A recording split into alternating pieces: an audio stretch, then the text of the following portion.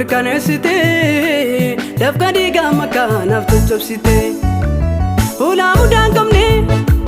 dhiiga kee qulqulluunaaf jettee lolaafte na mirkaneessite dafqa dhiigaa makaanaaf tochobsite utuu cubbuun godhin yakkamaa fakkaattee fannoo irratti ol baate ati qulqulluudha jaalala koo malee maaltu si damaase jaalala akkamiiti kanaf na jaallatte qooda koo dhiphatte lubbuu kee naaf laatte jaalala akkamiiti kanaf na jaallatte qooda koo dhiphatte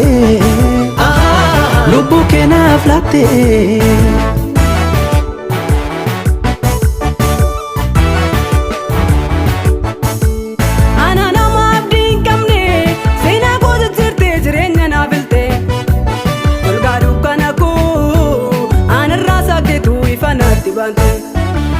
Gulati naaf sente eenyu yoo batte anaaf hin birmanne sidaana ture namni baadiyyaa fi barbaacha arganne gulati naaf sente eenyu yoo batte anaaf hin birmanne sidaana ture namni baadiyyaa fi barbaacha arganne jaalala akkamiiti kanaf na jaallatte qooda koo dhiphatte lubbuu kee naaf laatte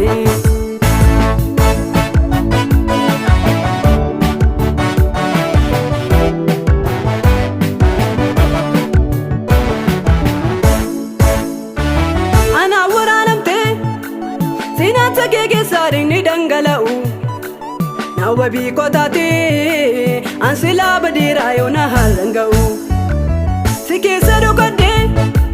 miidhamaa barootaan baraarameera duuti nan argatu ergaan kan kee ta'ee an jalaa ba'eera si keessa dhokadhe miidhamaa barootaan baraarameera duuti nan argatu ergaan kan kee ta'ee an jalaa ba'eera anaaf gidirfamuun kee salphina koo hambisee Sika bate deemuun koo haalota na moosisee ati abbaa kooti yommuu situu wabii koo ta'ee si amanadhe ani hin qaanumne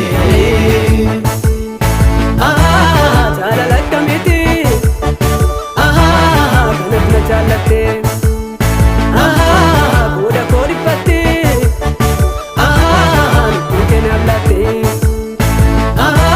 jaalala akkamiiti kanaf na jaallatte qooda koo dhiphatte lubbuu kee naaf laatte